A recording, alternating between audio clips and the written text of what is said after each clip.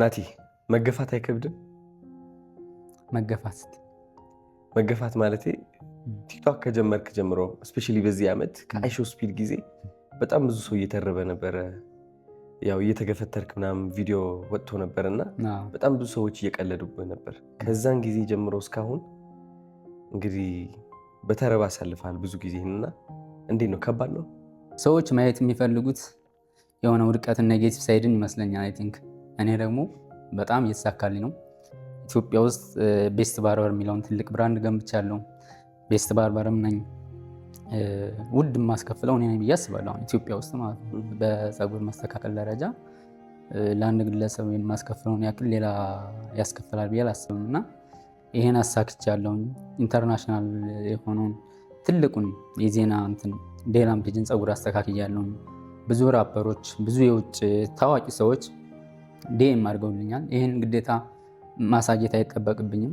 ስኬቱ ለእኔ ስለሆነ መገፋት ለእኔ ማለት አላማ ስላለኝ ነው። ያንን ነገር እየሄድኩ የነበረው በቃ ለዛ አላማ ዝቅ ብዬ ማለፍ ስለነበረብኝ ነው። ኢጎዬን ትቼ ምናምን እኔ እኮ አሁን ታዋቂ ነኝ፣ እኔ እኮ ያልሆነ የፀጉር አስተካካይ ነኝ፣ እኔ እንትን ነኝ ብዬ መቆም አልፈለኩም። እንደዛ ከተኩራራሁ እዛው ባለውበት ነው የምቀረው። ከኔ በኋላ የመጡ ሰዎች፣ አክቲቭ ሰዎች አልፈው ይሄዳሉ።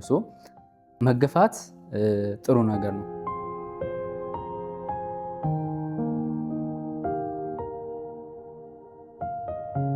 የምታስታውስ ከሆነ የሆነ ጊዜ እንደዚህ ብዬ ነበረ፣ ሁሌም ድንጋይ ይጣልብሃል። ሁሌም አለ በቃ ወደ ስኬት ስታቀና አንድ ተራቢ ይኖራል፣ አንድ ምቀኛ ይኖራል፣ እንከን የሚያወጣ ሊያወድቅህ የሚሞክር ሁሌም አለ። እነዚህ የሚጣሉበት ድንጋዮች ግን ቤት መስራት ትችልበታለህ ወይ? በእነዚህ ድንጋዮች አንዳንድ ሰዎች እኔ ስመለከታቸው ወደ ስኬት ማቅናት ይጀምሩና ተራቢ ይመጣባቸዋል፣ ድንጋይ መጣል ይጀምራል። እነዚህ ድንጋዮች ግን መጠቀም ሳይሆን ምንድነው የሚያደርጓቸው? መደበቂያቸው ይሆናሉ፣ ይሸሸጋሉ። በቃ ይሸሻሉ ከነዚህ ድንጋዮች። አንተ ግን አልሸሸምና ትልቅ ጥንካሬ ያለ ብዬ አስባለሁ። አንተ ብዙ ሰው ያላየው ማለት ነው። ኤንድ በውስጥ ደግሞ ሳይታይ ብዙ ነገር ታሳልፋለህ ብዬ አስባለሁ። ቢካዝ እኔ ለራሴ በብዙ ተረባ ስላለፍኩኝ የሆነ እረዳሃለሁ እና አይ ቲንክ ሰዎች ካንተ ብዙ መማር ነው ያለባቸው። ስፔሻሊ አሁን በደረስክበት ደረጃ ማየት ያለባቸው አንተ መገፍተርህን፣ መገፋትህን፣ ሰው መቀለዱን ሳይሆን ይህ ሁሉ ቀልድ ወደ አንተ እየተጣለ እያለ ይህ ሁሉ ተረባ እያለ ይህ ሁሉ እየተገፋ አለማቋረጥ ምንድነው እንደዚህ ጠንክረህ እንድትሄድ እያደረገ ያለው? እነሱስ እንደዚህ ለህልማቸውና ለዓላማቸው እንደዚህ ቢጣጣሩና ቢሟሟቱ የሚፈልጉት ህይወት ላይ መድረስ አይችሉም ወይ?